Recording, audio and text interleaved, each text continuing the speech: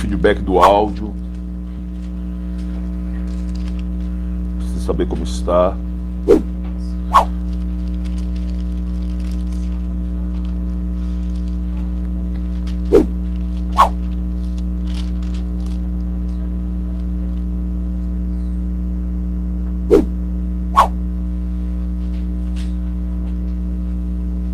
Edson, tô ok? Essa tranquilo? Eu senti que tiver como se estivesse dando um mau contato ou coisa do tipo. Melry, se você estiver aí, dê um oi aí. Eu não sei se você recebeu o link. A Melry avisou que estava sem... ia ficar sem telefone. Você conseguiu... ela... Você tem... Tem bateria ainda, amor? No seu? Ela não passou o contato da pequena não, né? Você tem o número fora? Passa o link pra esse número dela. Com a sensação que ela não recebeu e-mail. Rebeca, chegou?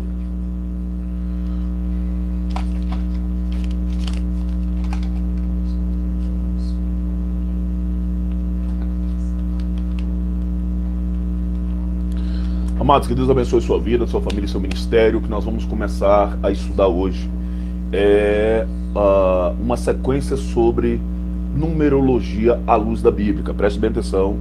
Numerologia à luz da Bíblia. Não tem a ver com cabala, não tem a ver com esoterismo, não tem a ver com mais-ou-menismo, não. À luz da Bíblia. E é de fundamental importância para a gente compreender Salmos, a grande parte da lei e os profetas. Essa fala está registrada e Jesus Cristo pediu para a gente dar uma certa importância no que diz respeito a isso. Eu quero te chamar a atenção hoje com esse ensino introdutório sobre esse ensinamento, sobre a importância dos números à luz da Bíblia, para essa palavra. Quem estiver acompanhando aí, graças a Deus nós conseguimos achar uma lâmpada que nos trouxesse claridade, e eu, com medo de não encontrar, acabei deixando o texto branco e a luz acabou batendo em cima. Pronuncia aí todo esse texto para mim, por gentileza, essa palavra. Chocolate. Cristiane.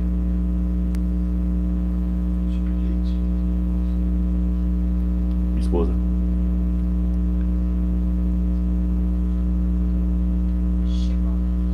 Sam. Gleice.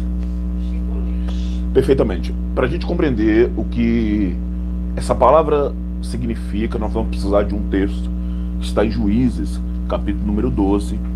E hoje, mais do que nunca, nós vamos precisar prestar bastante atenção nos ensinamentos. E é de vital importância que você anote dúvidas, questionamentos. Eu vou abrir o grupo assim que a gente terminar essa ministração, para a gente poder debater mais o que for necessário e preciso em cima do que nós vamos aprender aqui. Juízes, capítulo número 12.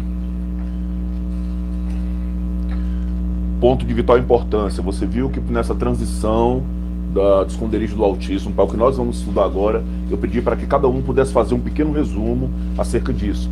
E já se prepare. Isso vai acontecer no último momento. Então já comece a fazer suas anotações desde já, para que o seu resumo possa tomar mais corpo, possa caminhar dentro de uma compreensão maior. Primeiro texto nós vamos ler Juízes, capítulo 12, versículo de 1 a 6.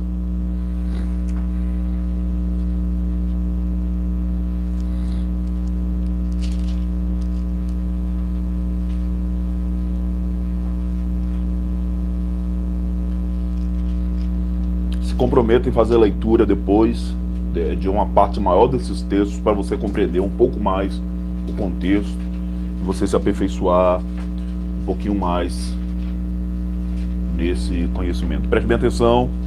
Então se convocaram os homens de Efraim e passaram para o norte e disseram a Jefté: por que passastes a combater contra os filhos de Amon e não nos chamastes para ir contigo? Queimaremos a fogo a tua casa contigo. E Jefté lhes disse: eu e o meu povo tivemos grande contenda com os filhos de Amon.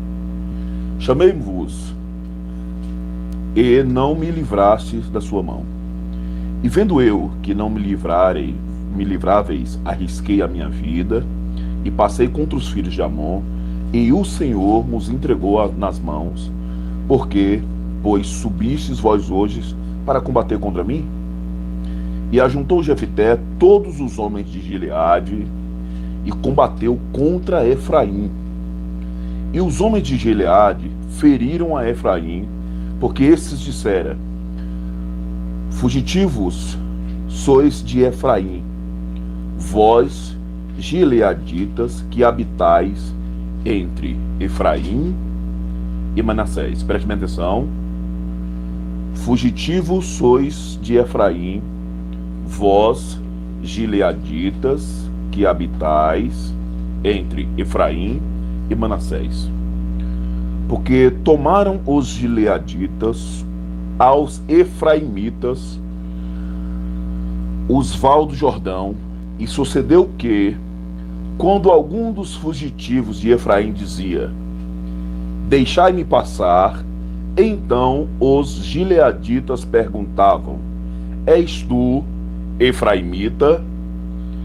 E dizendo ele: não, então lhe diziam: dize, pois, Shibolete.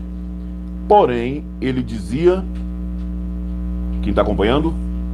Sibolete. Preste bem atenção. Dize, pois, Shibolete. Porém, ele dizia Sibolete, porque não podia pronunciar bem. Então pegavam dele e o degolava nos vales do Jordão. E caíram de Efraim naquele tempo 42 mil homens. Vou repetir essa parte do versículo 6. Aliás, vou ler a partir do versículo 5. Porque tomaram os gileaditas aos efraimitas os vales do Jordão. E sucedeu o quê? Quando algum dos fugitivos de Efraim dizia: deixai-me passar, então os gileaditas perguntavam: és tu efraimita? Dizendo ele: não. Então lhe dizia: dize, pois, Shibolete. Porém ele dizia Sibolete, porque não podia pronunciar bem. Então pegavam dele e o degolavam nos vales do Jordão, e caíram de Efraim naquele tempo 42 mil homens. Eu fiz um pequeno resumo, vou ler. No livro de Juízes relata uma história bastante curiosa sobre um desentendimento que gerou uma guerra civil entre os israelitas de Gileade e de Efraim. Os efraimitas que tentavam fugir através do rio Jordão encontravam a passagem bloqueada pelos gileaditas. Mas não eram só isso. Os gileaditas aplicavam uma armadilha linguística para evitar que alguns efraimitas se passassem por habitante de outra região. Sendo assim, quando chegava uma pessoa tentando atravessar o Jordão, preste bem atenção nessa frase que eu vou falar agora, que vai ter uma pergunta na prova relativa a isso. Sendo assim, quando chegava uma pessoa tentando atravessar o Jordão, eles perguntavam: és tu efraimita? Se a resposta fosse não, então pedia para falar a palavra Shibolete. Essa palavra tem um significado, já anote aí que também vai cair na prova. Essa palavra tem um duplo significado, perdão. Essa palavra significa espiga, e alguns estudiosos do hebraico também entendem que essa palavra significa algo como ribeiro, rio, riacho ou ribeiro, mais próximo de ribeiro. Então, espiga, e é esse o ponto que nós vamos chegar hoje, espiga mesmo, milho, espiga, essa é a espiga do milho mesmo. E ribeiro.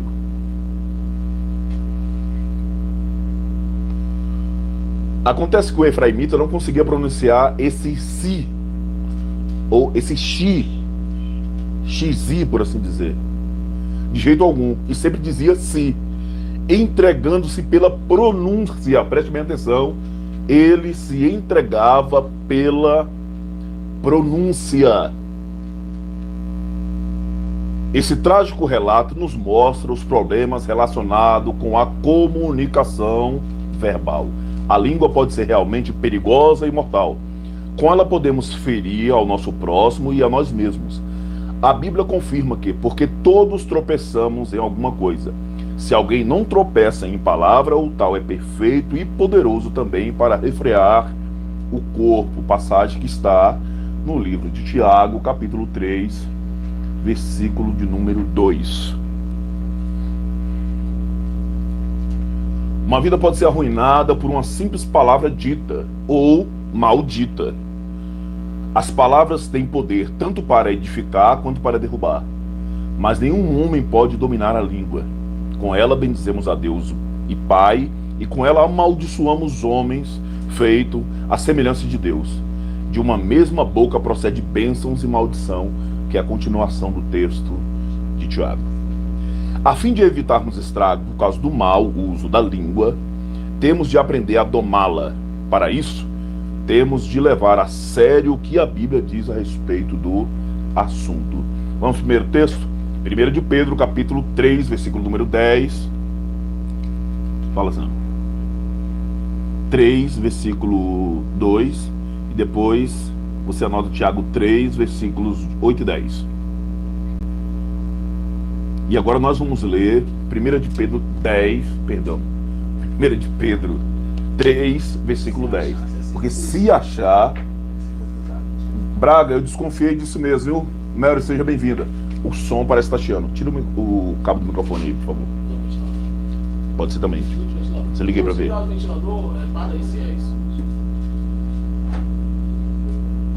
Pedro 3,10. Vê se ouve.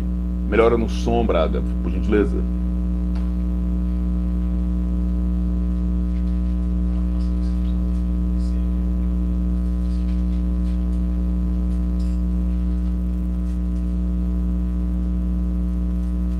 Piorou um pouco? Piorou ou melhorou, Braga? Faz uma oração pro telefone aí, faz. Mas eu notei que tá aparecendo, tá chiando mesmo.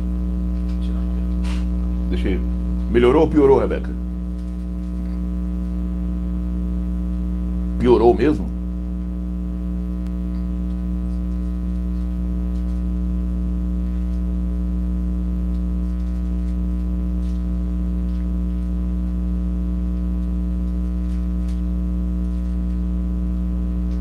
Tira fora aí.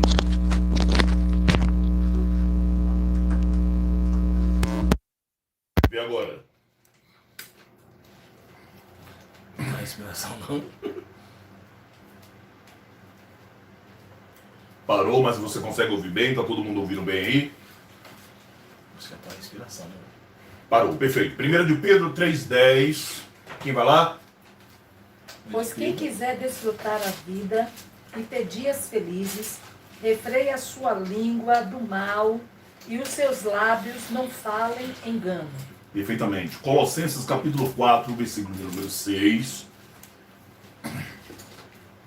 Colossenses 4, versículo número 6.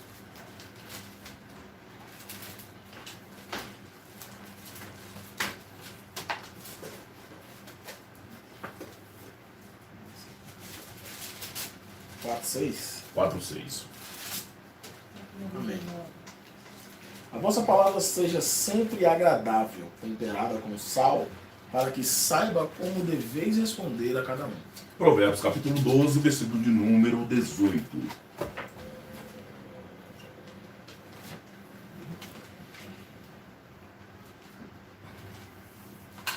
Provérbios 12, 18. 12, 18 de Provérbios. Samuel sabe escrever quanto, sabe não, Samuel? Provérbios, Samuel? Pode falar? Por favor. Aí, ó, tá vendo? Achou. As palavras do falador ferem como ponta de espada, mas as palavras do sábio podem curar. Amém. Então preste bem atenção. A Bíblia está apontando que nós precisamos fazer um bom uso dessa capacidade que nós temos de falar. E aproveitar nesse bom uso e usar bem as palavras. De preferência, dominar essa nossa língua, que em momentos de coração inflamado, de ira, de raiva, de contenda, nós usamos a palavra de uma forma tal que, como estávamos ensinando ontem, espíritos familiares capturam isso e acabam gerando escravidão na vida das pessoas. Mas eu quero chamar a sua atenção para um outro ponto agora, a questão idiomática. Parece que não tem sentido ou significado. Nós já havíamos comentado em um dado momento a importância de que cada um de nós, de cada nação, tem um idioma próprio. E a Bíblia caminha numa realidade de entendimento dessa questão idiomática. Nós vamos tratar isso de uma forma bem superficial nesse momento, mas daqui a uns dias, eu espero que antes de dezembro, a gente vá aprofundar isso de uma forma mais profunda. Para a gente compreender isso um pouco melhor, abra sua Bíblia em 2 de Reis, capítulo 18.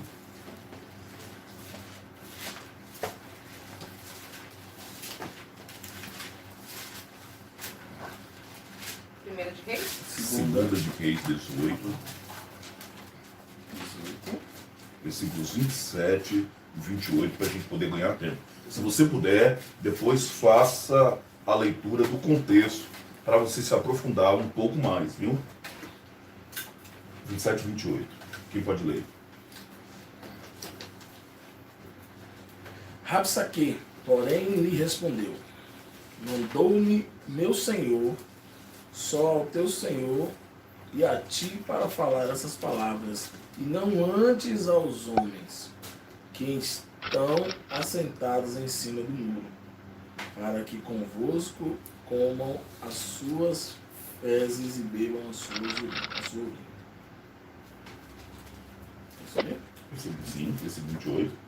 Então Rabsaque se pôs em pé e clamou em alta voz, em judaico: ouvi a palavra do grande rei, do rei da Síria. Só um momento, preste bem atenção. Existe uma guerra travada nesse contexto quando Senaqueribe invade a terra de Judá. Então, quando o inimigo chegou naquele local, ele, conversando com o rei, parecia que por uma questão idiomática todo o povo não ia ficar sabendo o que estava acontecendo naquele lugar. Mas pasme, o inimigo sabia falar o idioma do povo de Deus. O inimigo sabia como se pronunciar e bem aquele... Oi? Inimigo. Eu falei o quê? Inimigo. O inimigo sabia muito bem como pronunciar o idioma com perfeição do povo de Deus. E vale a gente prestar atenção. Vamos ler um outro texto. Faça anotação aí junto com esse texto de 2 Reis. Nós já vamos 18, falar de idioma agora? 27 e ou só 28. Qual? Faça anotação junto com 2 de Reis 18, 27 e 28, o texto de 2 Crônicas 32, versículo 18 em diante.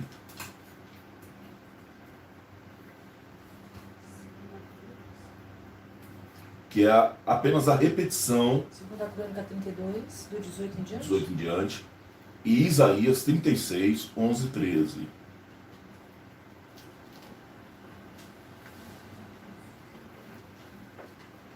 De 11 a 13. Isso.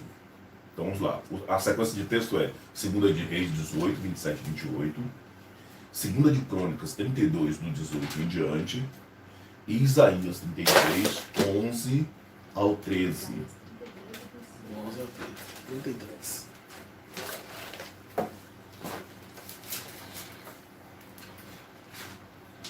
Quem pode abrir a Bíblia em Neemias capítulo 13, versículo 24. Também nesse Mesmo link texto. de idiomas. Sim. Neemias 13, 24? 13 e 24, Neemias. Achei. Pode ler, Sam. Metade dos seus filhos falava a língua de Asbode, outra língua, e não sabia falar a língua dos judeus. Perfeito. Agora vamos para Gênesis capítulo 11, ver a narrativa quando Deus faz a separação das línguas.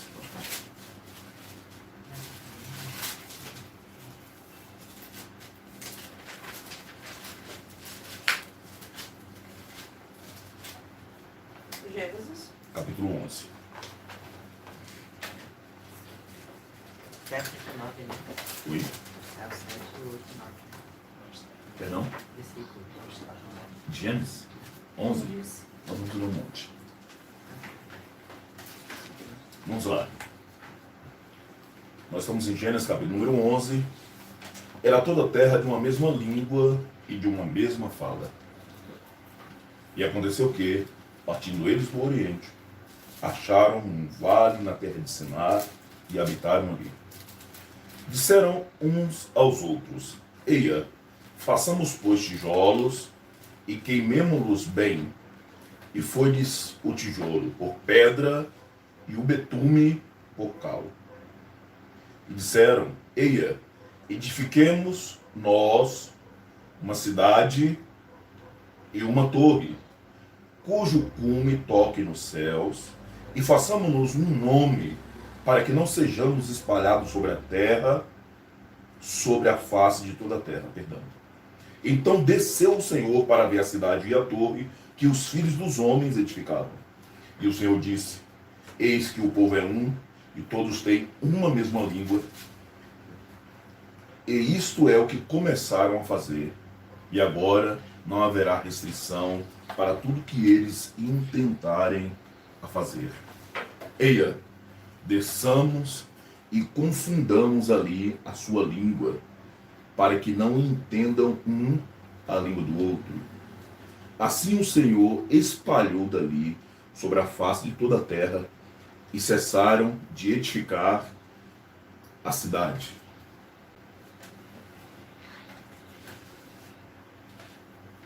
Por isso chamou o nome Babel, porquanto ali confundiu o Senhor a língua de toda a terra, e dali os espalhou o Senhor sobre a face da terra. O que foi que os irmãos começaram a construir no começo do capítulo? Na torre, Uma cidade. na cidade. E o que foi que eles cessaram de edificar? A cidade. A cidade. Porque a torre está relacionada, pasme, com, quando vocês forem estudar um pouco mais profundo o livro de Neemias, quando Neemias trabalha com a sua mão, as suas habilidades com madeira, e ele constrói aquele negócio que hoje nós chamamos de púlpito. Essa relação com essa torre está associada exatamente àquele ponto. Essa capacidade que o Senhor deu pela habilidade que nós temos de poder falar, expressar dentro dessa comunicação as realidades das coisas relativas ao reino. O capítulo 10 de Gênesis, versículo 5, tem uma narrativa interessantíssima. Quem pode ler para a gente aí? Por estes foram repartidas as ilhas das nações nas suas terras, cada qual segundo a sua língua, segundo as suas famílias, entre as suas nações. E o versículo 31? São estes os filhos de Sem, segundo as suas famílias, segundo as suas línguas, nas suas terras, segundo as suas nações. O Senhor já está fazendo uma separação dentro desse contexto de língua, antes dessa realidade e antes dessa confusão no que diz respeito Antes de Babel já estava Babel. no coração do Senhor separado. Ele já estava agindo e já estava operando dentro dessa separação. Evangelho de João, capítulo 19, versículo número 20. João 19, 20. João, Evangelho de João, capítulo 19, versículo número 20. Versículo 19 e 20, perdão.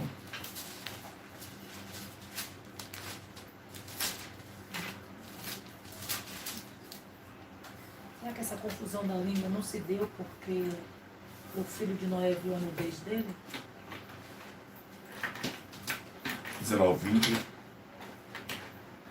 Não, 19, 19, 20. 19, 20. E aí?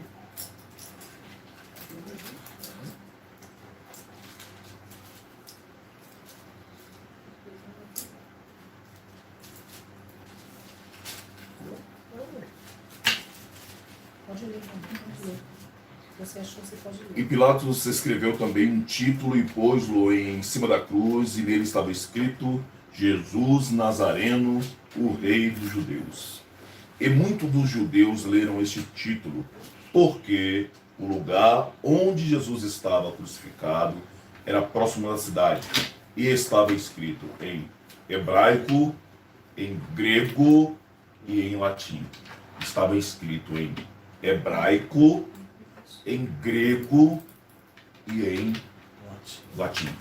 Atos capítulo número 21, versículo 40. 21, 40.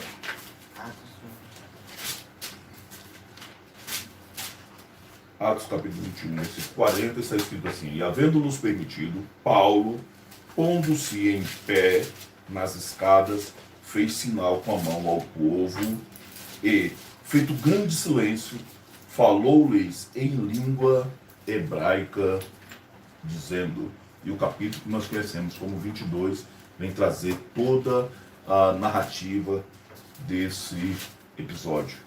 O versículo número 22, 2 vai repetir esse fator. Quanto a mim, sou judeu, nascido de Tarso, da Sicília, e nessa cidade criado aos pés de Gamaliel, instruído conforme a verdade da lei de nossos pais, zeloso por Deus,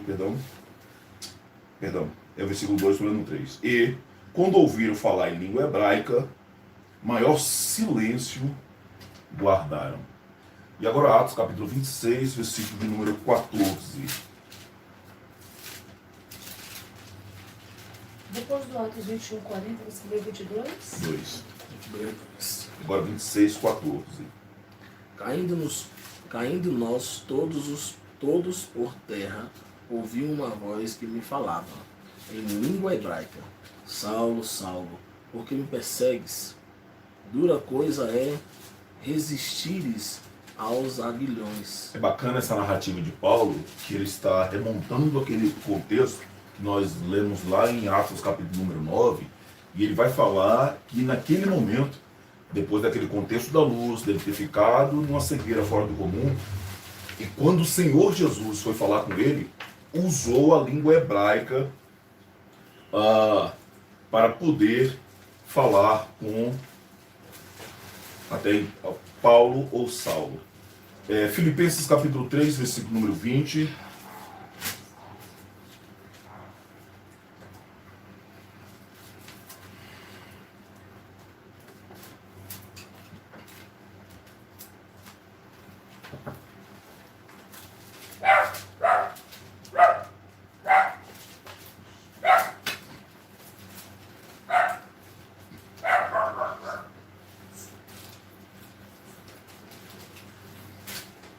A nossa pátria, porém, está nos céus. Pronto, só até aí acabou.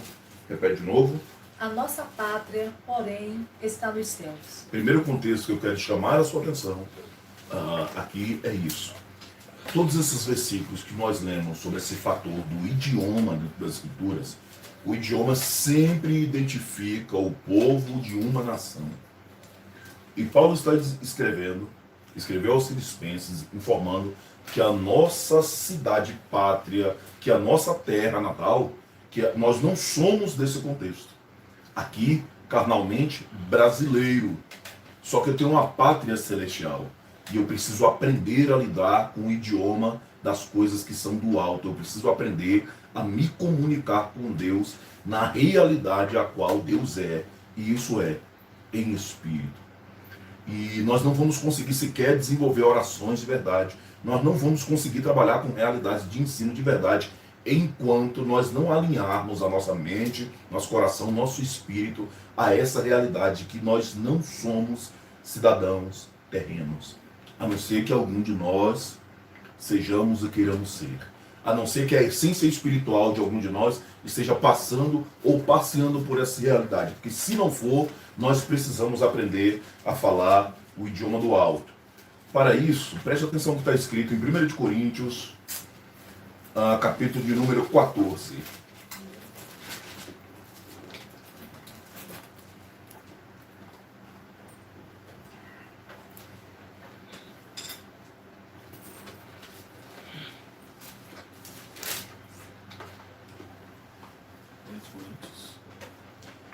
Segui o amor, procurai com zelo os dons espirituais, mas principalmente o de profetizar.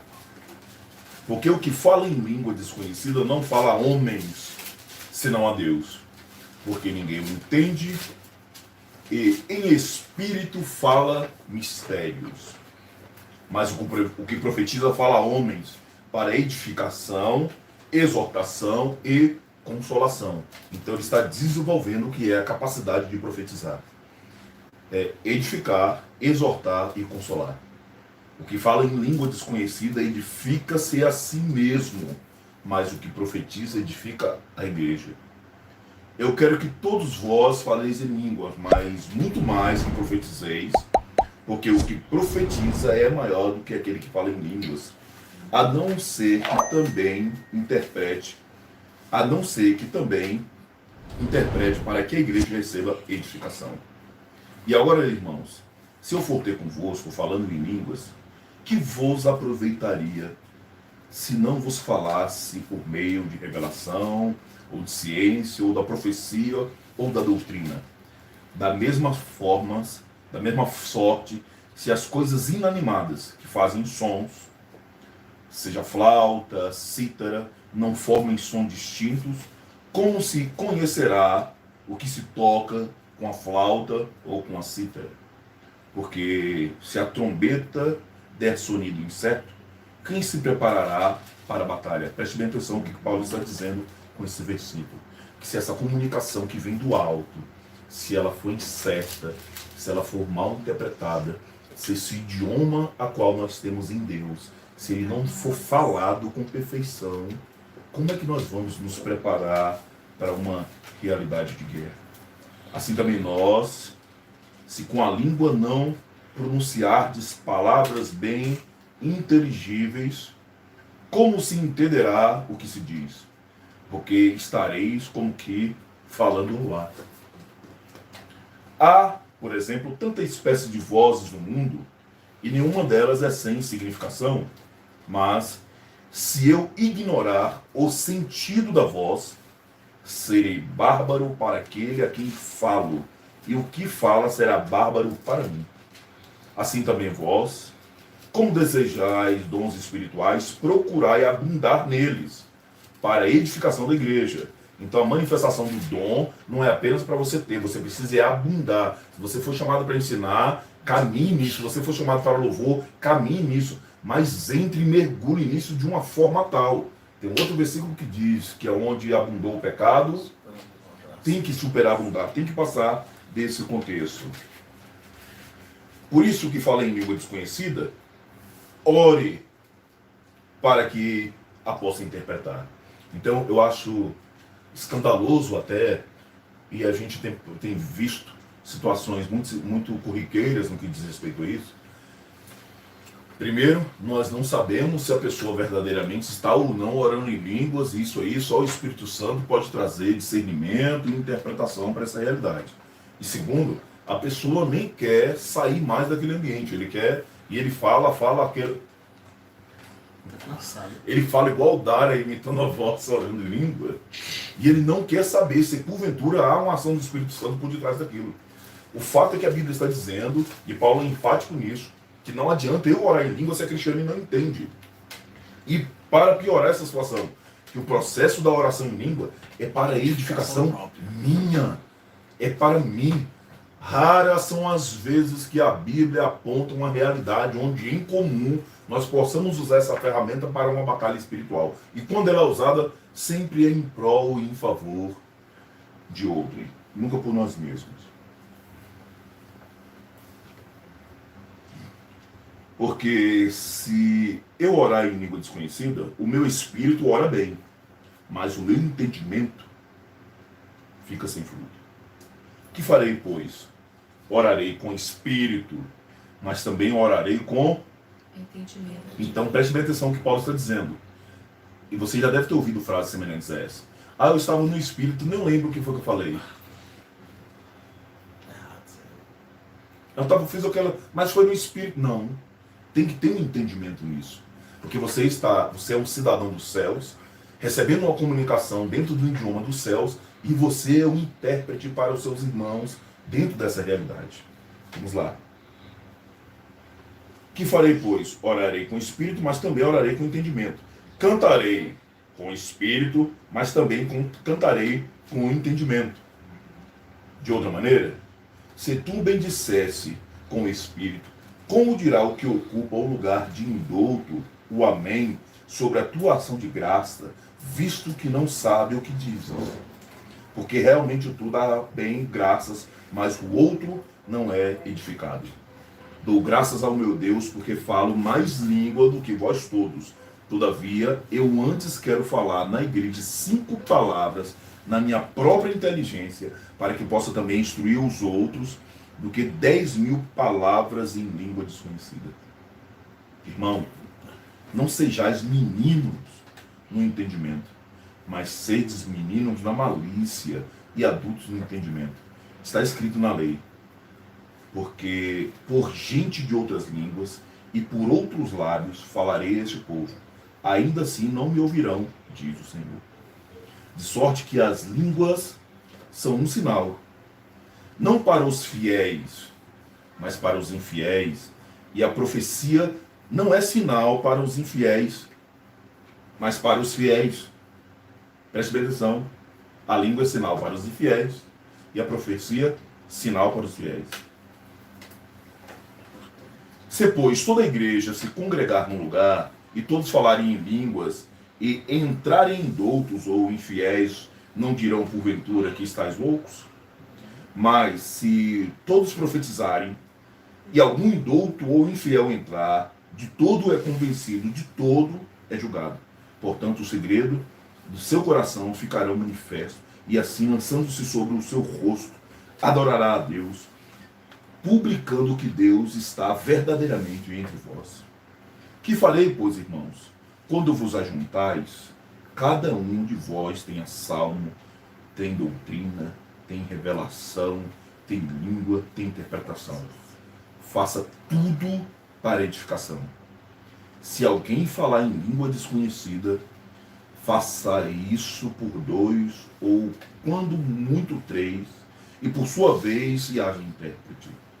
Se não houver intérprete, esteja calado na igreja e fale consigo mesmo e com Deus. E falem 2 ou 3 profetas e outros julguem. Mas se a outra a quem estiver sentado for revelada alguma coisa, cale-se o primeiro. Porque todos podereis profetizar, uns depois dos outros, para que todos aprendam e todos sejam consolados.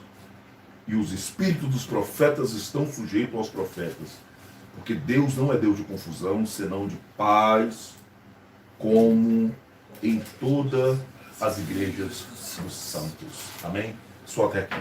Então, até o versículo de número 33.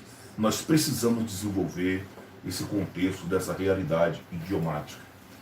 E aí nós batemos muito nessa tecla. Eu cheguei a comentar uma frase em um determinado momento, que eu não me lembro qual, que eu falei que nós só lemos porque Deus escreveu. Essa habilidade, essa capacidade de leitura só está em nós porque nós temos um Deus que escreve, um Deus que escreveu. E nós usamos muito mal o poder que nós temos como palavra, o poder que nós temos como idioma. Eu quero até aguçar um pouquinho mais a sua curiosidade no que diz respeito a isso. Nós vemos agorinha no Evangelho de João, capítulo 19, que em cima da cabeça do nosso Messias tinha uma frase, e essa frase estava em 3 idiomas. E será que Deus tem algum propósito no idioma da língua portuguesa? Porque nós estamos representados lá no latim, que é a nossa língua mãe. Será que falar português hoje para o Samuel, para o Edson, para algum de nós, tem algum propósito enraizado em Deus para que nesse tempo, por esse idioma, e com esse idioma, Deus possa realizar e fazer algo? A partir da descida do Espírito Santo, foi revogado o que nós vemos aqui em Gênesis capítulo 11. As línguas, então, nós conseguimos desenvolver essa capacidade em línguas. Nós temos facilidade para poder aprender outros idiomas. Eu quero até te incentivar a isso. Você orar para que Deus te dê a habilidade de aprender outros idiomas, mas que você receba também essa comunicação que é do alto, essa comunicação que é dos céus. Que não são apenas palavras repetidas de charabacanta, de nébias e por aí vai, mas uma realidade genuína de Deus dentro da sua vida, dentro da sua história e dentro do seu ministério, para a honra e para a glória de Cristo Jesus. Amém? Amém ou não amém, como diz o irmão aí? Amém. Gênesis capítulo 41, versículo número 6. Se você está fazendo subtópicos, eu quero chamar a sua atenção agora para a questão das espigas.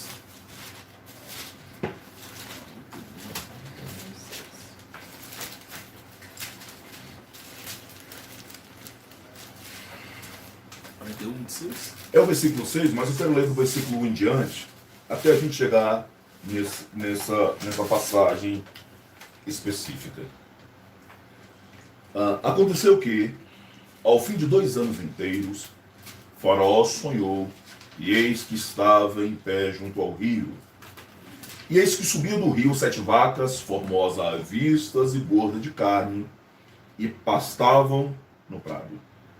E eis que subiam do rio após elas outras 7 vacas, feias à vistas e magras de carne, e paravam junto às outras vacas na praia do rio. E as vacas feias à vistas e magras de carne comiam as 7 vacas formosas de vistas e gordas.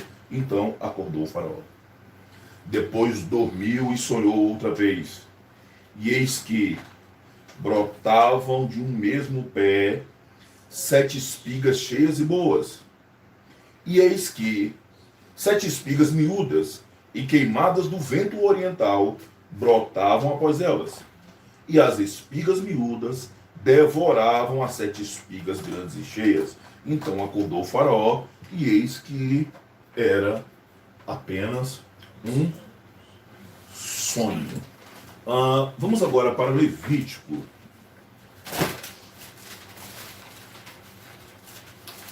Os irmãos estão acompanhando online aí, como é que tá? Tá rápido, tá devagar? Qual? Levítico capítulo 2, versículo de número 14.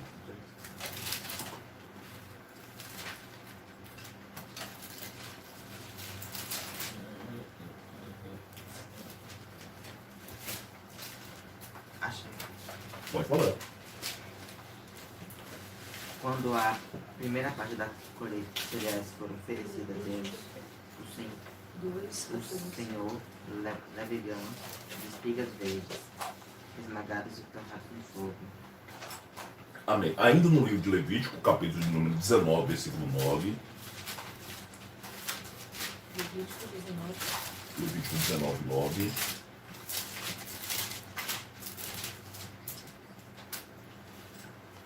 Quando fizeres a colheita, toda a tua terra não a cegarás totalmente, nem colherás as espigas caídas da tua messe.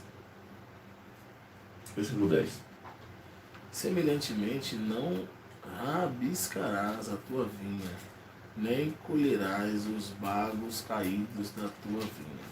Junto com esse versículo de Levítico capítulo 19, versículo 9 e 10, dentro dessa sequência, você pode colocar aí Ruth capítulo 2, versículo 2 também. 22, 2.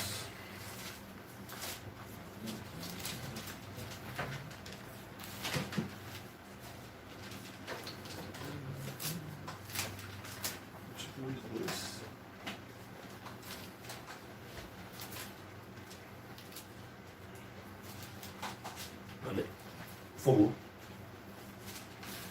Ruth, a Moabita, disse a Noemi: deixe-me ir ao... Não pode ler do versículo anterior. Tinha Noemi um perante... É Ruth, isso mesmo, né? Isso. Tinha Noemi um parente de seu marido, homem poderoso e rico da família de Elimeleque, o qual se chamava Boaz. Ruth, a Moabita, disse a Noemi: deixa-me ir ao campo, e apanharei espigas atrás daquele em cujos olhos achar graça. E ela lhe disse: vá, minha filha. Pode ler o versículo 3 também? Assim ela se foi, chegou ao campo e respigava após os ceifeiros. Por acaso entrou no campo de Boaz e era da família de Elimeleque.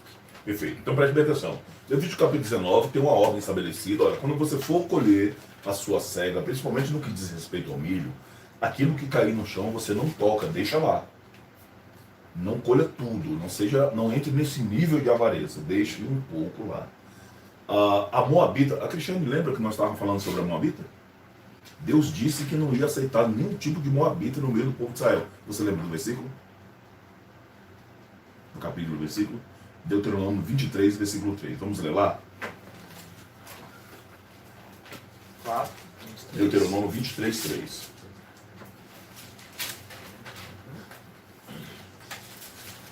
Nenhum amonita, nem moabita entrará na Assembleia do Senhor. Nem ainda na próxima geração nunca poderão entrar na Assembleia do Senhor. Amém. Então Deus estabeleceu uma lei. Olha, não quero amonita no meio desse povo. É só Moabita também nem a linhagem pensar. do filho dele também. Mas, em contrapartida, alguma coisa aconteceu com essa mulher chamada Ruth. E nesse acontecimento, para ela poder entrar lá, está relacionado com a realidade dessas espigas.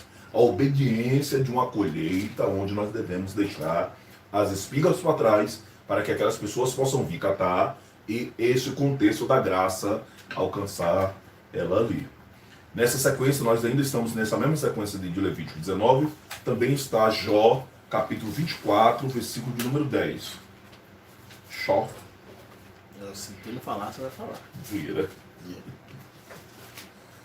24, 10? Isso. 24, 10. Tendo falta de roupa, andam nus. Carregam as espigas, mas ainda têm fome. Perfeito. Próximo texto agora é Deuteronômio 16, 9. Não faço ler isso primeiro. Qual? Deuteronômio 16, versículo 9. 16, 9. Deixei minha folha dobrada por algum motivo. Contarás 7 semanas no dia em que começarás a colheita. Começarás a contar as 7 semanas. Se você voltar nesse contexto dessas festas, você vai ver que essa colheita está falando do milho, das espigas. Então, quando a foice chegar, conte um tempo. Tem um tempo estabelecido. Parta a partir desse ponto. Amém? Segundo de Reis, capítulo 4.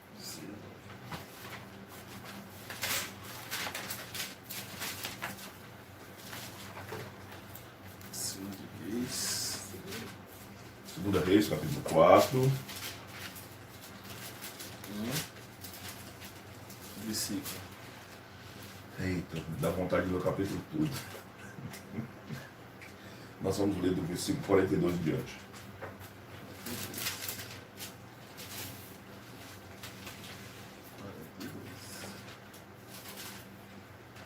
Posso ler? Por favor. Do 32? 42 em diante. Outra vez, o homem chegou a Baal Salisa, trazendo para Eliseu 20 pães feitos com a primeira cevada que havia sido colhida naquele ano, e também algumas espigas de cevada ainda verdes. Eliseu mandou que seu empregado desse aquela comida ao grupo de profetas. O secretário perguntou: o senhor acha que isso dá para 100 anos? Eliseu respondeu: entregue a eles, e eles comerão, pois o Senhor Deus diz que eles vão comer e ainda vai sobrar. Ao empregado, Deus deu a comida, e como o Senhor tinha dito, todos comeram e ainda sobrou. Aleluia. Agora nós vamos para Lucas, capítulo 6, versículos 1 em diante. E agora, Lucas 6. E aí nós vamos começar a entrar naquele processo do engrossar o caldo. Meu Deus. Lucas 1, 6, né? Lucas 6, 1 em diante. Edson. E aconteceu que no sábado segundo primeiro,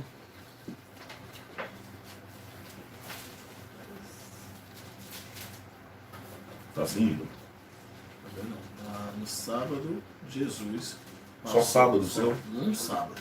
Segundo primeiro. O seu tá segundo primeiro? O meu tá só no sábado. Só sábado, Cristiane, como é que tá o seu aí?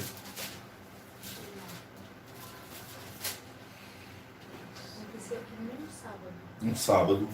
Minha esposa também? Perfeito. E aconteceu o quê? No sábado, segundo primeiro, passou pela seara e os seus discípulos iam arrancando. Então preste bem atenção. Nós lemos em determinado momento que, a partir do momento que a espiga começasse a ser ceifada, começavam a contagem de tempo. Esfregando-as com as mãos, comiam. Alguns dos fariseus lhe disseram: por que fazeis o que não é lícito fazer no sábado? Jesus, respondendo, disse-lhe: nunca lestes o que fez Davi quando teve fome? Ele e os que com ele estavam, como entrou na casa de Deus e tomou os pães da preposição e os comeu, e deu também aos que estavam com ele, os quais não é lícito comer, senão aos sacerdotes. E diziam-lhes: o Filho do Homem é Senhor até do sábado. Então, lá na figura de 2 de Reis 4, nós temos uma realidade de uma multiplicação, onde entra o contexto de uma espiga. E Marcos capítulo 6, versículo 30, e Marcos capítulo 8, versículo de 1 ao 21, que nós já batemos nesse texto, que é a primeira e a segunda multiplicação dos pães, está integralmente ligada com essa capacidade de multiplicação de semente que tem a realidade do milho. Você lança uma semente do milho e ele pipoca uma tonelada a mais. Já anote isso aí como tarefa e como dever de casa. Eu sei que você lembra, mas eu vou precisar que você faça isso. Em um determinado momento lá no Kaique ainda nós gravamos um vídeo chamado NOBE. N-O-B-E.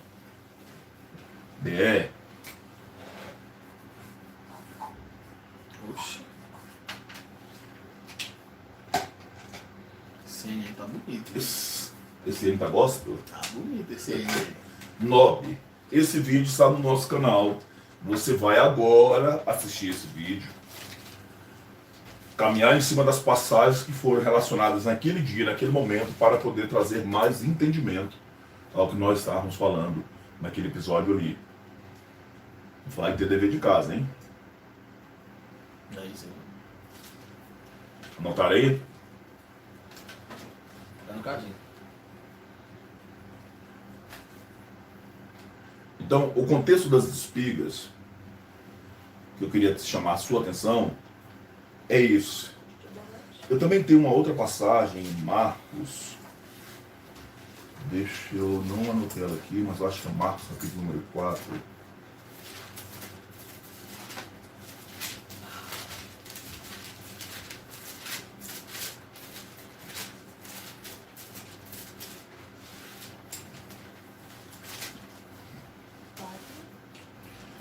Do 26 em diante. Deixa eu só anotar aqui.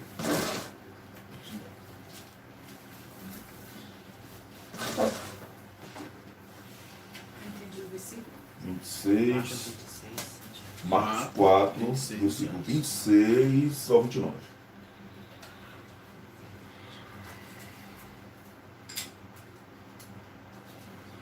Pode ter? Por favor, Sam, vai lá. Jesus disse. Mais alto. Jesus disse: o reino de Deus é como o homem que se joga a semente na terra. Quer ele seja acordado, quer esteja dormindo, ele brota e cresce, sem ele saber como isso acontece. É a própria terra que dá seu fruto. Primeiro aparece a planta, depois a espiga, mais tarde os grãos, que enche a espiga. Quando as espigas ficam maduras, o homem começa a cortá-las com foice, pois chegou o tempo da colheita. Então, dentro de um contexto, de uma parábola que está relacionada ao reino, o Senhor faz isso. Eu vou ler de novo aqui. E dizia: o reino de Deus é assim, como se um homem lançasse semente à terra, e dormisse, e se levantasse de noite ou de dia, e a semente brotasse e crescesse, não sabendo ele como. Porque a terra por si mesma frutifica primeiro a erva, isso é, nasce o pé, Na sequência vem a espiga. E por último o grão. Pé, espiga e grão. Anota aí tarefa depois. Vou anotar aqui, senão o bicho pega. Procure saber para que serve aquele cabelinho que tem no milho. Você não precisa fazer um trabalho acadêmico, não. Vai encher o saco na hora de tingrar. Eu já ia dizer que eu como com ele todo mundo. Eu vi dizer que era para... Posso falar? Olha. Para separar as fileiras de grãos. Procure saber para que serve o cabelinho do milho. Então vamos lá, o texto está dizendo que primeiro ele vai produzir a erva, isso é, fazer com que aquela semente que foi plantada cresça. Na sequência disso vem espiga e por último o grão, isso é, o fruto. E quando já se mostra o fruto, mete-se logo a foice, porque está chegada a ceifa.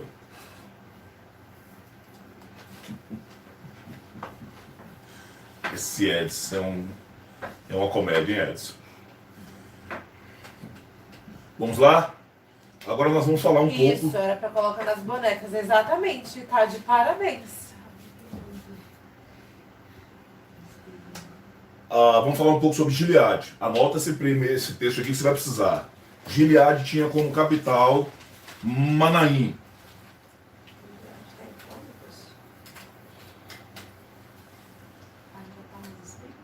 Oi? Mas já entramos agora em Gileade. Espiga nós terminamos aqui.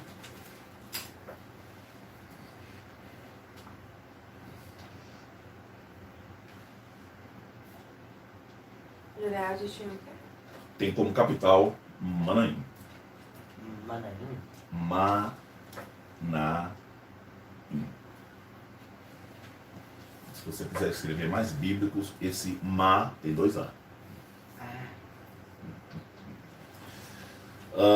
Era um território montanhoso na região de Jordão, ocupado por Gade, Rubem e a meia tribo de Manassés. Em algumas passagens bíblicas significa toda aquela terra do Rio Jordão. Nós não vamos ler as passagens, mas anote aí, Deuteronômio 34, versículo 1.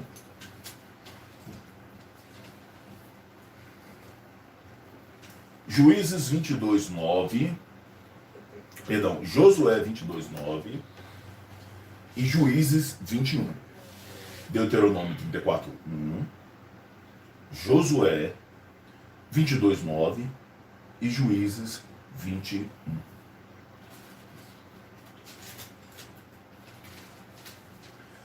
Era um lugar rico em pastagens. Nós vamos ler isso aqui em Números capítulo 32.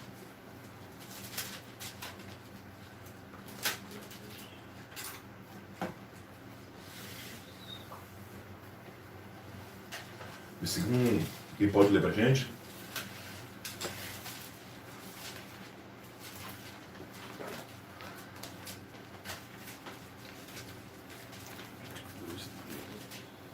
É 32 ou 2?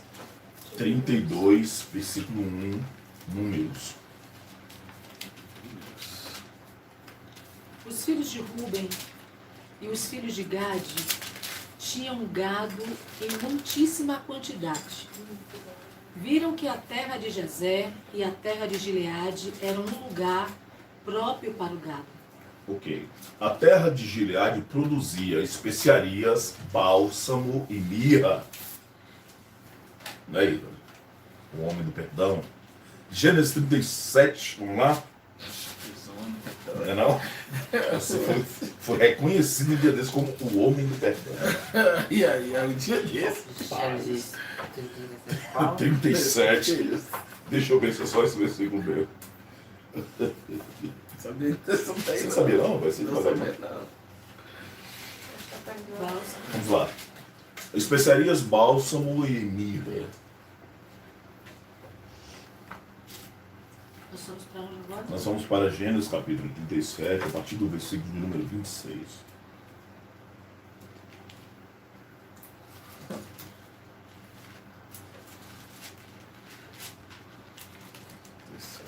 Gênesis capítulo 37, 26. Então Judá disse a seus irmãos: que proveito teremos em matar nosso irmão e encobrir o seu sangue? Vinde, vendamo-lo a esses ismaelitas. Não seja a nossa mão sobre ele, pois é nosso irmão, nossa carne. E seus irmãos concordaram, passando, pois, os mercadores midianitas, os irmãos de José, tirando-o da cisterna, venderam-no por 20 ciclos de prata aos ismaelitas, os quais o levaram para o Egito. Quando Rúben voltou à cisterna e viu que José não estava nela, rasgou as suas vestes. Voltou a seus irmãos e disse: o menino não está lá. E eu, para onde irei? Então tomaram a túnica de José, mataram um cabrito e a molharam no sangue. Perdão. Eu fiz confusão aqui, gente. Eu precisava do versículo 25 e acabei saltando o versículo 25 sem contar o texto da história. Volta lá. Versículo 24 em diante. Versículo 24 em diante. Desculpa. O versículo 24. Isso. E tomando, lançaram-no na cisterna. Ora, a cisterna estava vazia, não havia água nela. Quando se assentaram para comer, levantaram os olhos e viram que uma caravana de ismaelitas vinha de Gileade. Nos seus camelos traziam especiarias, bálsamos e mirra, que levavam para o Egito. Ok, pronto, só até aqui, que a gente já sabe. Então o que aconteceu? O José foi parar em cima dessa carroça que já tinha essas especiarias que estavam vindo de Gileade. Deixa eu ver, vamos achar um outro desse aqui rapidinho. Que tratamento estranho, né? Rapidinho, gente, rapidinho.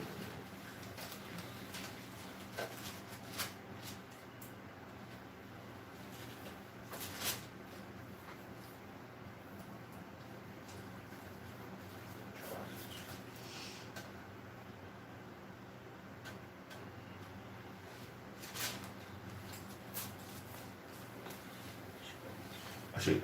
43 de Gênesis também.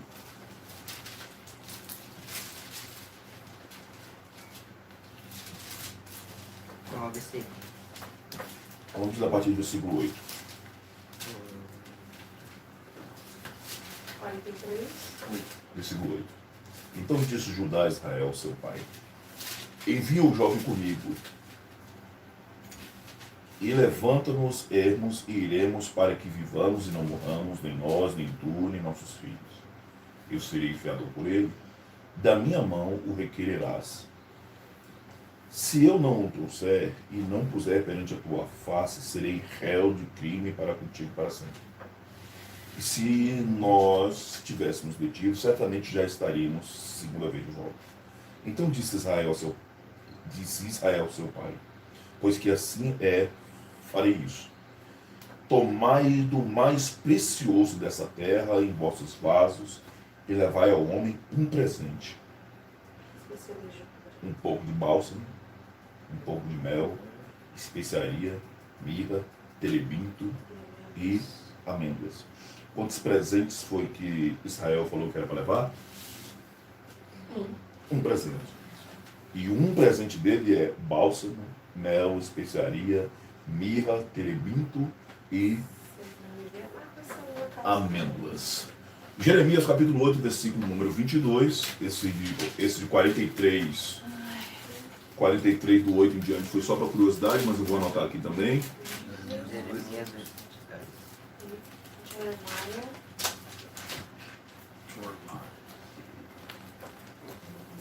Jeremias 8, 22.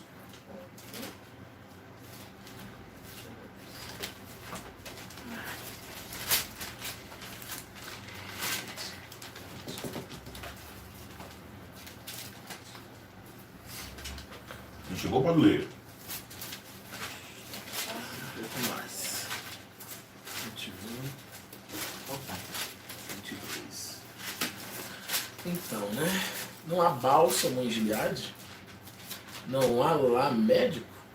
Por que não se realizou a cura da filha do meu povo? 46:11, também de Jeremias.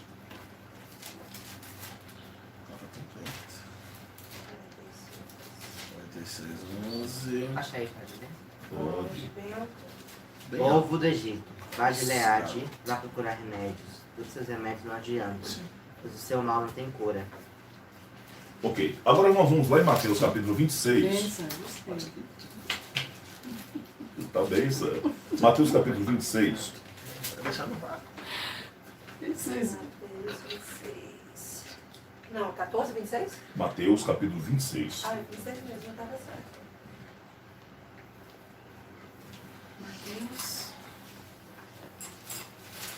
Mateus 26. Mateus capítulo 26. Ah, Mateus. 26. Versículo em diante.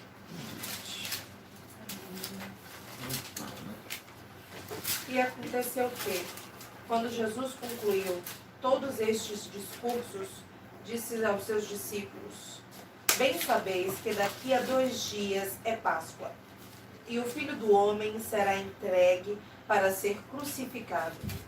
Depois os príncipes dos sacerdotes, e os escribas, e os anciões do povo reunirão-se na sala do sumo sacerdote, o qual se chama Caifás. E consultarão-se mutuamente para prenderem Jesus como dolo e o matarem. Mas diziam: não durante a festa, para que não haja alvoroço entre o povo. Então preste bem atenção. Existe uma cena posta aqui. O que está no coração de Caifás? Matar Jesus. Sem causar alarme. De modo que o povo não fique assombrado com isso. Uma surdina. No nosso tempo de hoje, isso não ia nem dar ibope. Tipo flor de lis, né? Foi o que você disse. Agora que passou. A partir do versículo 6 em diante, vem uma outra cena. E aí nós temos um problema com as nossas traduções, porque algumas delas pecam nisso daqui. Vamos lá. Versículo 6. E, estando Jesus em Betânia, em casa de Simão, o leproso, Lembre-se bem disso que eu já disse em determinadas vezes, vale a pena repetir. Esse Simão não é mais leproso. Esse leproso não tem condições de viver em sociedade. Ele tem que viver num leprosário.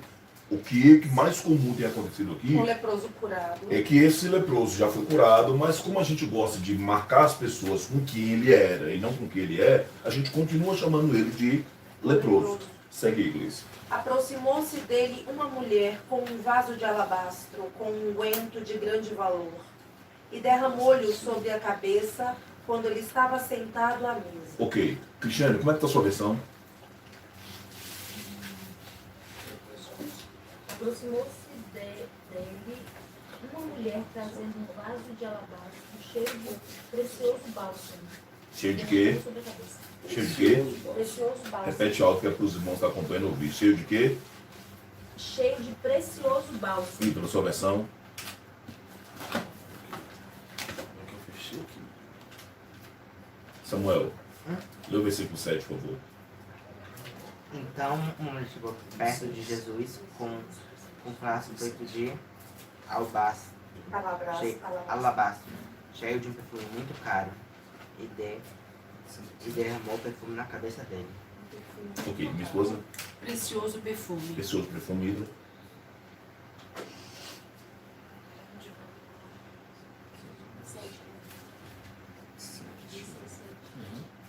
Ah, então é 27, isso que eu achei. Aproximou-se dele um vaso de alabastro cheio de precioso perfume. Ok. Preste bem atenção. Na sequência desse texto, por mais que na sua Bíblia não esteja escrito o bálsamo, e a gente não possa fazer uma ligação dele para o contexto dessa preciosidade do que vem de Gileade, mas pensa comigo que a cena anterior está propondo. Eles estão querendo matar Jesus. Na sequência dessa tentativa de morte de Jesus, Jesus recebe algo antecipado, que é um bálsamo E aí existe uma reclamação do versículo 8 diante, presta atenção. Os seus discípulos, vendo isso, indignaram-se dizendo: por que é este desperdício? Pois este unguento podia se vender por um grande preço e dar-se o dinheiro aos pobres. Então, esse bálsamo ele tem um valor fora do comum. E só existe um lugar que produz um bálsamo com esse valor, e que é... Gileade. E por que essa cena está apontando aqui, e alguns historiadores e tradutores estão tirando esse contexto do bálsamo, porque ele é uma manifestação de cura antecipada para a realidade do corpo do nosso Senhor, Redentor e Salvador, Jesus Cristo. Está entendido aqui? Irmãos, está acompanhando a gente online? Está entendido aqui? Unguento de grande preço. Ok, eu preciso fazer uma diferenciação dessa passagem para o Evangelho de João, capítulo número 12. Ítalo, João capítulo 12, comece aí.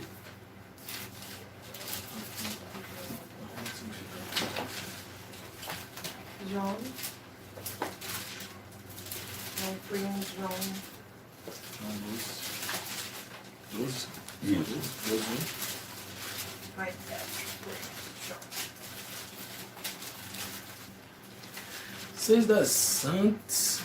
6 dias antes da Páscoa. Só um pouquinho, volta lá no Mateus capítulo 26 e descubra ali quanto tempo nós estávamos antes da Páscoa.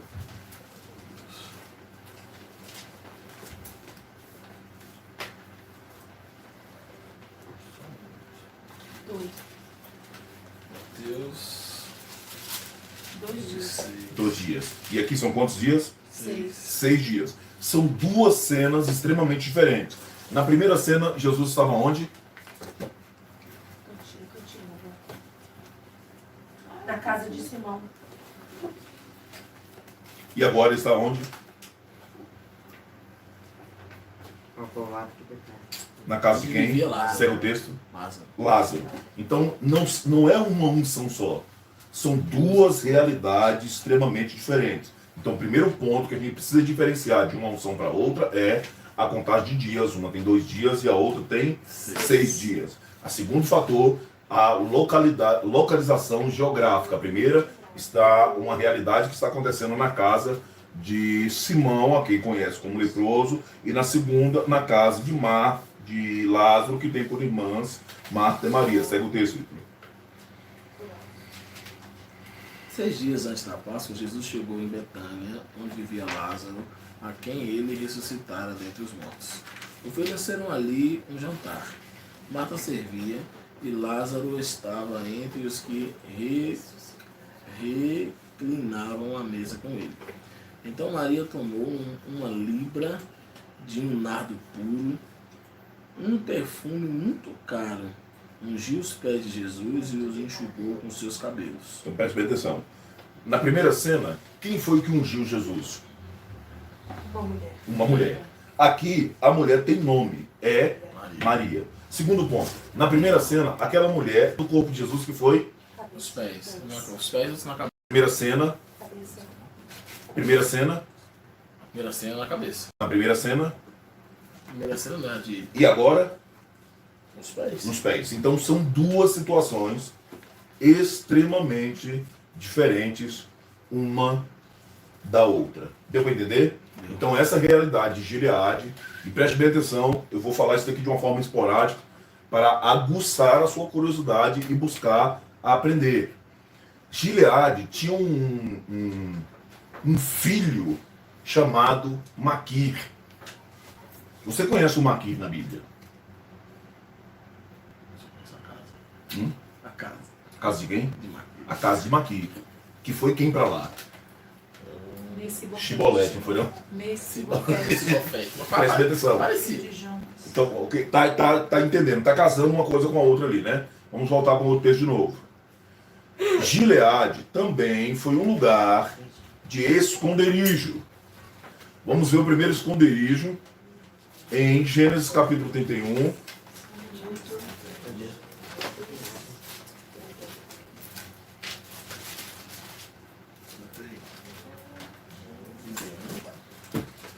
Versículos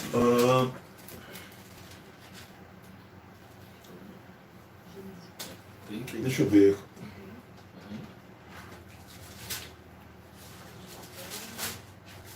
Vamos ler a partir do versículo 19.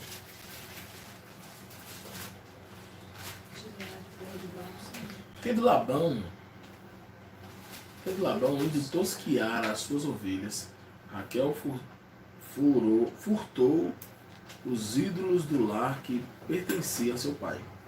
E enganou Jacó a Labão e o arameu, não lhe fazendo saber que fugia.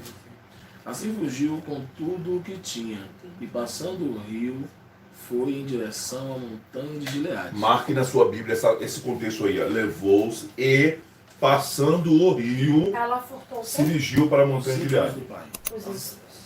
Numa tradução mais perfeita, ídolos familiares. Versículo 22, ídolos. Deixa eu matar aqui. Mary, versículo 22, o comecinho aí, ó. Só o rio. Só o rio, senhor?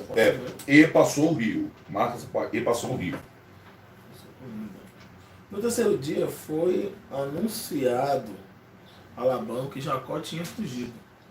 Tomando consigo os seus irmãos, seguiu a Jacó por 7 dias e alcançou na montanha de Gileade. Ok, então Gileade também, em determinado momento, serviu como uma espécie de refúgio, como uma espécie de esconderijo. Deixa eu pegar aqui Números capítulo 21. Não, esse aqui vai ser só o contexto da qual ela foi tomada. Vamos pegar aqui 1 de Samuel capítulo 13, versículo 17. Nossa, como é essa? 13, 17. 13, 17.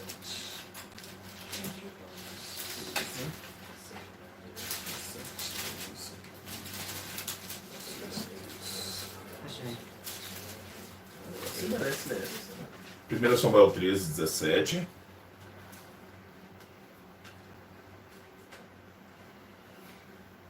Os soldados filisteus disseram para patrulhar em 3 grupos.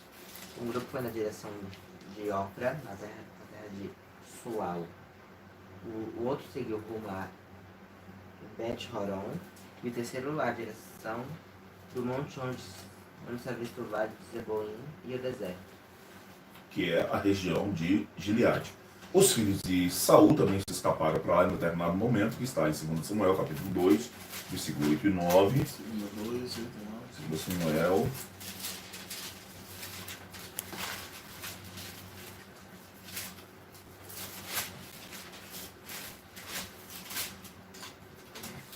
Segundo Samuel 8:9. 2, versículos 8 e 9.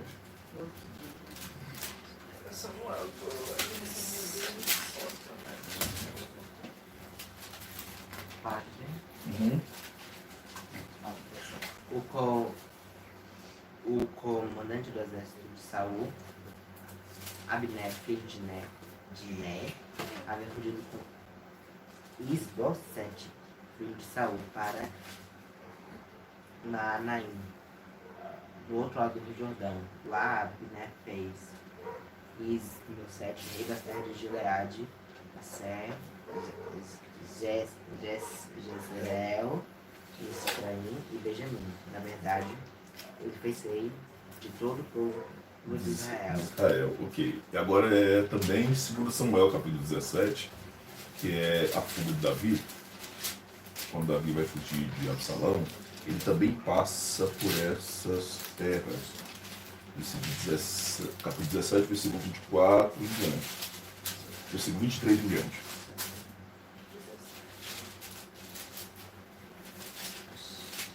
Vendo Aitofel que não se havia seguido o seu conselho, selou o jumento e partiu. Foi para casa, para a sua cidade. Pôs em ordem a sua casa e se enforcou. Morreu e foi sepultado na sepultura do seu pai.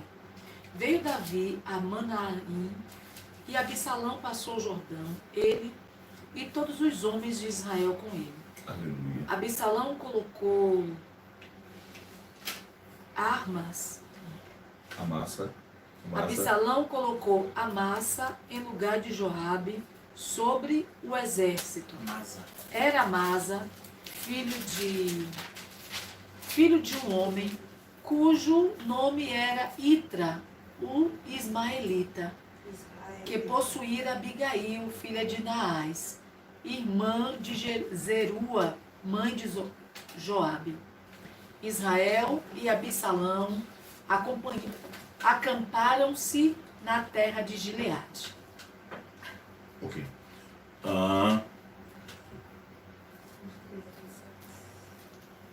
Deixa eu ver se eu já acabei por aqui.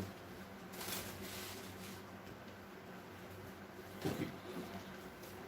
Nosso rascunho de hoje é só... Ah, não, tem mais um aqui. Perdão. Em Gileade também teve alguns moradores. E esses 3 precisam ser citados. Vamos para o livro de Juízes. Juízes. Capítulo 10.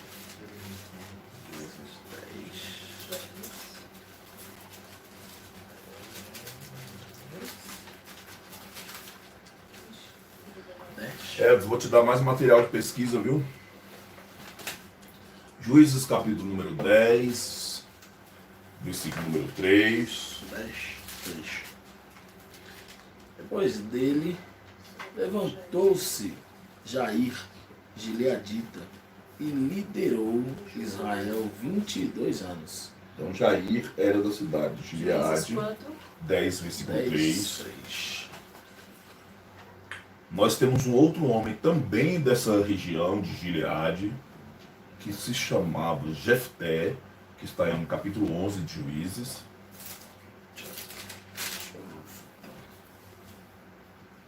Era então Jefté, o gileadita, valente e valoroso ao seu pai. Valente e valoroso. O seu pai, Gileade, e a sua mãe era uma prostituta. Outra versão aí, por favor.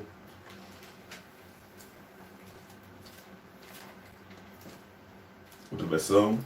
Era então Jefté, o gileadita, homem valente, porém filho de uma prostituta.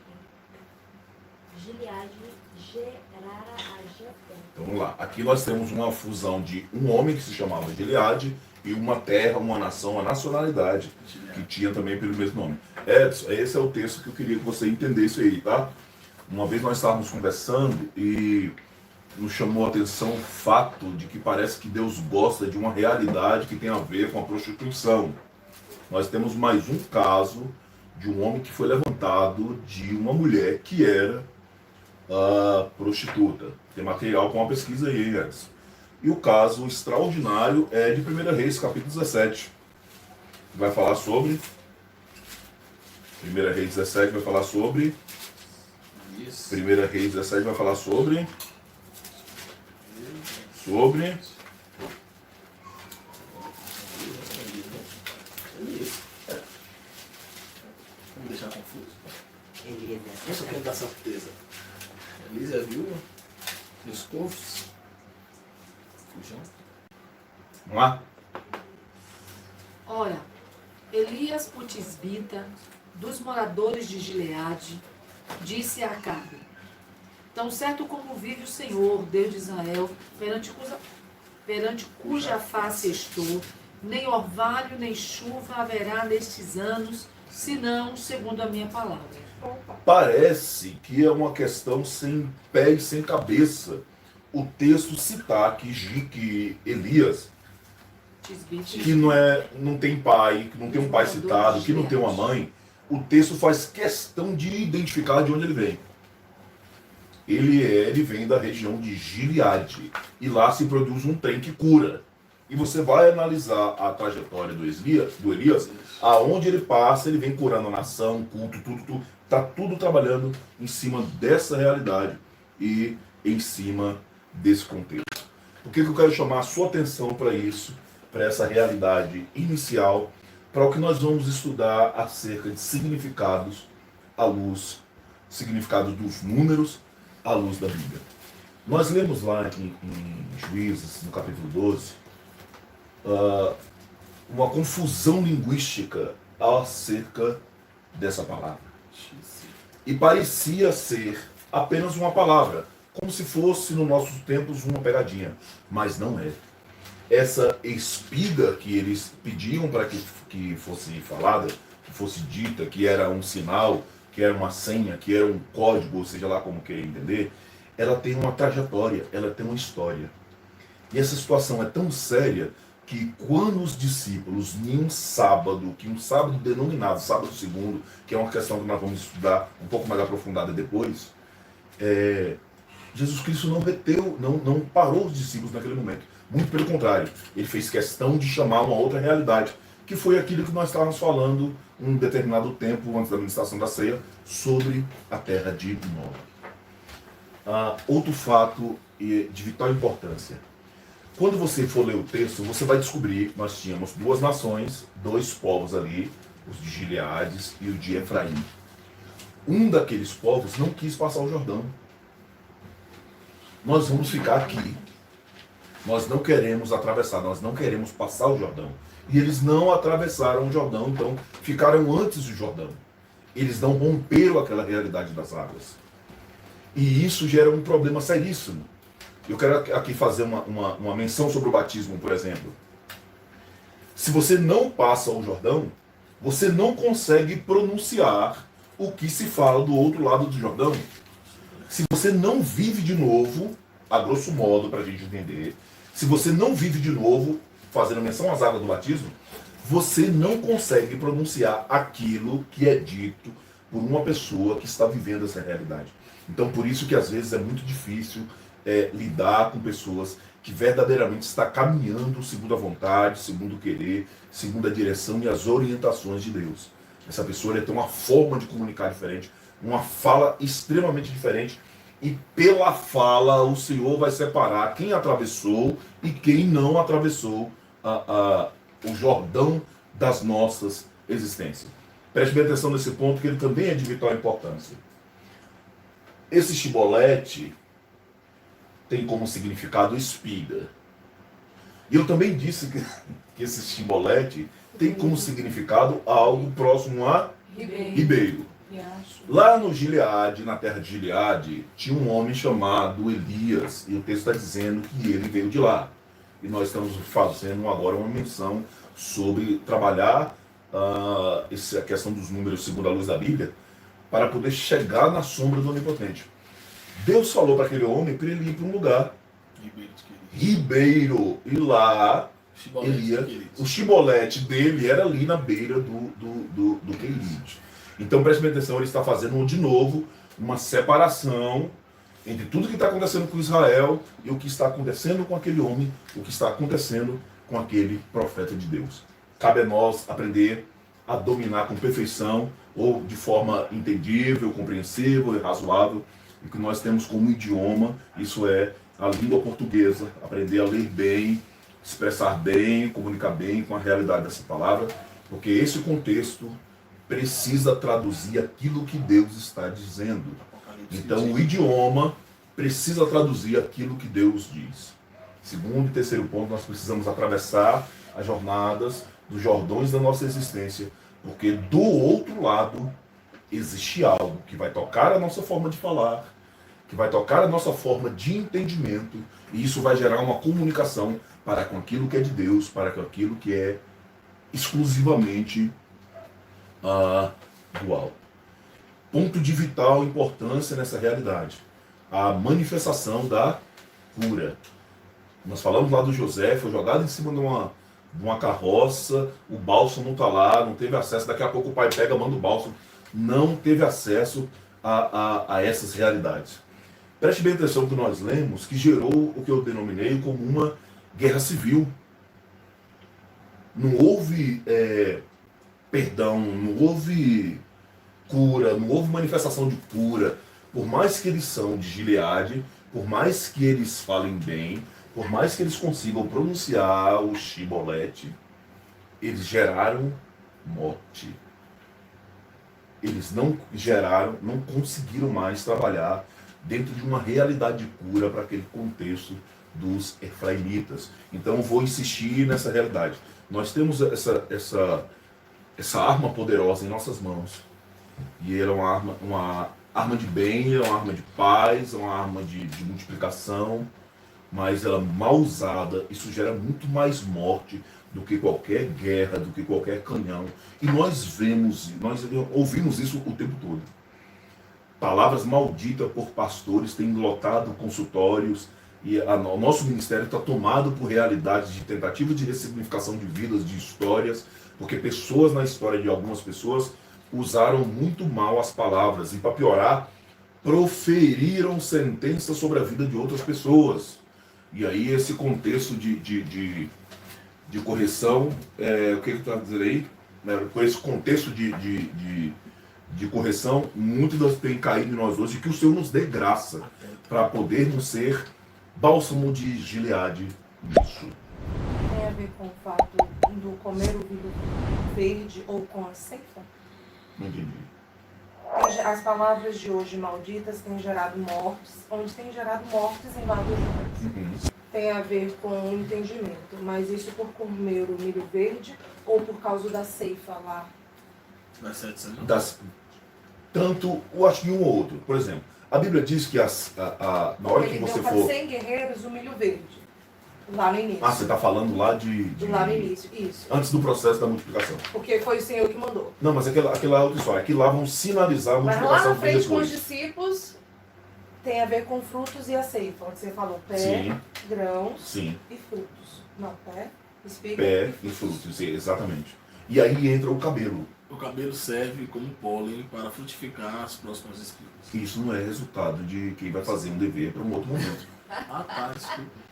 E aí entra com essa realidade de Ah, eu vou cabelo. até colar. Então todo esse contexto precisa gerar aqui em nós exatamente isso. Mas isso gera pelo fato de não desenvolver, porque ceifou antes, pulou o processo de Dentro espiga. desse contexto que nós estamos falando aqui da palavra maldita, ele foi ceifado antes, Entendi. ele foi usado, a foice chegou no momento onde não pôde abrir uma contagem. Vamos trazer isso aqui de uma forma mais pedagógica, lúdica. Samuel, quantos anos você tem, Samuel? Fala aí para todo mundo ouvir. 13. Fala mais alto. O 13. Samuel está caminhando na fé agora. A gente dá uma loucura aqui, vamos consagrar o Samuel a pastor. Ele infarta. Nós infartamos. Porque o que acontece? Ele está pronto para isso? Nós estamos sinalizando para o alto que essa espiga está pronta. E nós vamos e fazemos isso. Só que ela não está. Ela vai ter os frutos maduros como deveria ter. Ela vai gerar o curau, a pamonha, como deveria ser. Ponto, quando é colhido verde, ele morre. Morre. E aí tem um Ele outro não fator. frutifica. Nós não falamos aqui que quando chega, Entendi. abre uma contagem, consagramos Samuel pastor, nós estamos abrindo uma contagem na vida dele que talvez ela só devesse começar a ser contada quando ele tivesse com 35 anos de idade. E aí vai gerando morte até esse processo. É que a essa idade. realidade que nós estamos lidando hoje. Eu não entendi também não, Mary. Mary, que Ele livro? está pedindo para repetir o livro. Qual livro, Mary? Unguento de grande preço. Nós estamos falando do... Ah, não, perdão. Olha a hora. Qual a passagem? O último que nós falamos, Mary, da foi... da Grace. Da história da Grace, que ela estava falando. Ela está falando de Marcos, capítulo 4. Mary. Então, vamos começar essa realidade, essa nova etapa desse contexto do esconderijo do Altíssimo, da sombra do Onipotente, perdão, com esse ponto. Primeiro, compreender, e isso tem que estar enraizado em cada um de nós, que nós não somos cidadãos dessa terra. A nossa fala, ela é condizente com as coisas que são do alto. Segundo ponto, nós precisamos caminhar dentro de uma realidade de cura. A grosso modo, só para poder aludir acerca disso, nós olhamos a questão das espigas lá no sonho do faraó, chegou José, que é um tipo de Cristo, e nós já falamos acerca do José, que entra dentro da terra prometida, e quando Cristo vai lá falar sobre as espigas, quando ele abre aquela contagem da espiga, ele pede para que se atentem a algo. E o algo que ele pediu para se atentar foi alguém chamado Davi. As espigas que Jesus pediu para que todo mundo fosse lá e voltasse, entendesse. Nós lemos em Levítico que uma ordem foi estabelecida, deixa algumas espigas para trás. Daqui a pouco lá vem a irmã Ruth pegando aquelas espigas. E chegou exatamente em Davi. O ponto de proposição foi feito de mim? Chegou exatamente no homem Eu também, não, Davi. é sério, é sério. E um outro fator de vital importância.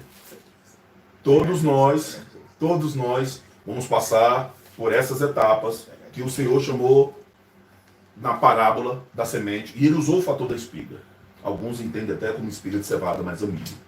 A semente ela precisa ser plantada. Nós não sabemos o que acontece com a semente debaixo da terra, mas acontece algo. Depois que aquela semente é plantada, ela vai crescer. Mostrar que nós somos cristãos, que a nossa mente está sendo mudada e moldada é ótimo. Só tem um detalhe. Isso precisa produzir. E é esse o ponto de vital importância que Cristo pediu para chamar a atenção acerca da produção. Porque você não produz com o que está aí dentro. Você precisa de realidades que estão fora para que essa produção dentro aconteça. Por isso que ele pediu para sinalizar o milho. Ele podia ter colocado lá, presta atenção no cabelinho do milho. Mas ninguém está, como não está na Bíblia, a gente não olha. E é isso aí que nós vamos buscar para poder entender a dimensão do nosso discipulado. Amém? Compreendido até aqui? Cibolete. Então, quando nós chegamos no Davi, o Davi é um divisor entre a Ruth, por assim dizer, e o Cristo. Voltem, a Ruth está indo para Davi e Jesus está pedindo que voltem até essa realidade do Davi.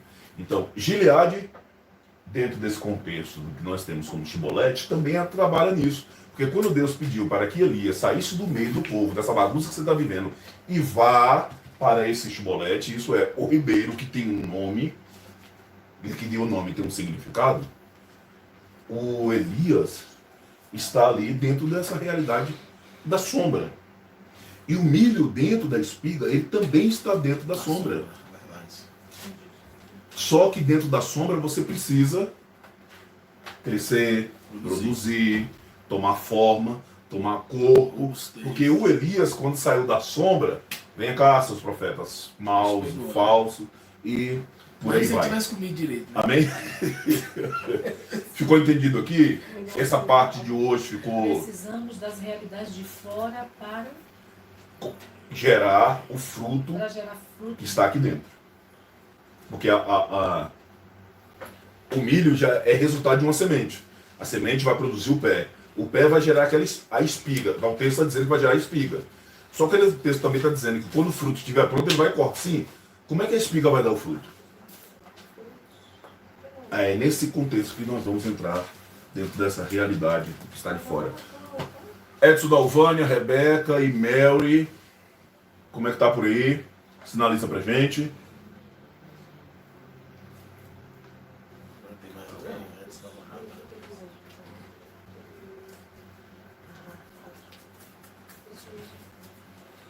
Alguém esqueceu o joinha aí. Tá dando um delay aqui na diferença. Esperando para terminar. Então o que nós temos de tarefa? Nob e o cabelinho do milho lá para fazer a boneca do Coedes. Diurético também, tá? Muito forte. Vamos lá.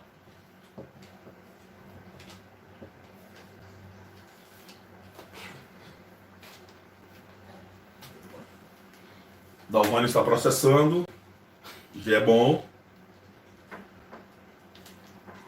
Edson, eu vou quase cortar esse negócio de você ficar gravando e ficar ouvindo. Você precisa começar a anotar, desenvolver a sua mente para novos meios e novas formas de aprendizado, hein? É mesmo dar descanso para dar uma. Até para dar descanso para Dalvânia, aí que ela não está aguentando minha voz mais, velho.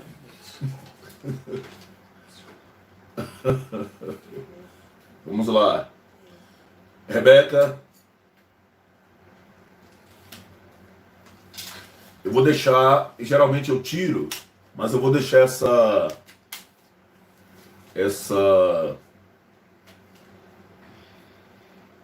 não concordância é excelente, senhora. Eu vou abrir o grupo lá e nós vamos quebrar o pau lá no grupo. Ah, deixa ele falar. Eu pensei que você não estava concordando com o estudo. Rebeca, cadê você? Eu dormi. Eu vou deixar essa aula livre lá no nosso grupo, viu?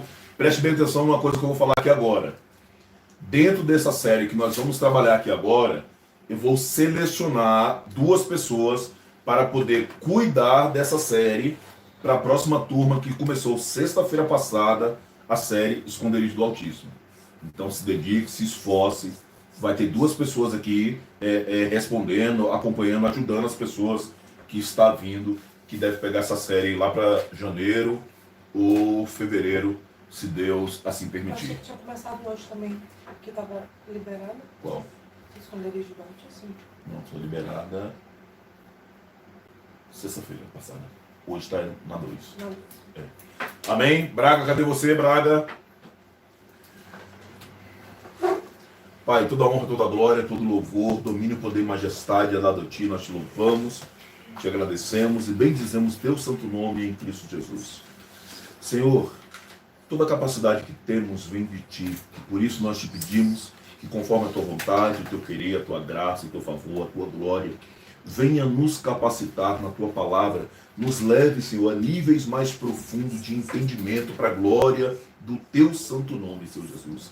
Existem desculpas em nós nos atrasando, existem preguiças, existem, Pai, falta de posicionamento, e nós Te pedimos que Tu venha cobrar cada um de nós, segundo a dimensão da palavra a qual Tu tem graciosamente derramado sobre cada um de nós. Nós Te louvamos, Pai, porque aprove a Ti que nesse tempo, que dentro dessa realidade, do tempo que nós estamos vivendo agora e dentro dessa pandemia, Tu abristes essa porta extraordinária para que nós possamos aprender e aprender um pouco mais. Nós Te pedimos, Senhor, que Tu não permitas que o inimigo venha tirar de nós o entendimento, porque nós queremos sim caminhar, crescer e desenvolver nessa verdade, nessa palavra, para de modo que o Teu nome continue a ser honrado, glorificado e enaltecido cada vez mais e para a glória do Teu santo nome. Eu peço, Pai, a Tua bênção, a Tua paz, a excelência da Tua provisão sobre a vida de cada um dos que está nos acompanhando nesse momento e daqueles, Pai, que vão assistir, que vão acompanhar no futuro. Só o Senhor pode dar a paga e a recompensa justa conforme a Tua vontade e conforme o Teu querer. Nós Te glorificamos, Pai, por esse espaço, por essa casa. Nós Te glorificamos por essa internet.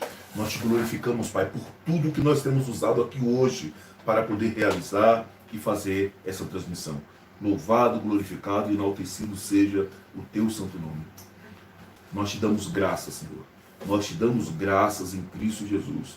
Nós Te louvamos, nós Te agradecemos, nós Te bendizemos em Cristo Jesus. Muito obrigado. Permita que verdadeiramente nós possamos crescer e não permita, Pai, que ficamos apenas consumindo esses ensinamentos que Tu nos tem dado, mas que Tu nos coloque à prova, que Tu nos leve a campo, que Tu nos envie a poder cuidar de vidas, cuidar de pessoas, fazer a Tua vontade, de modo que Teu reino possa ser manifesto.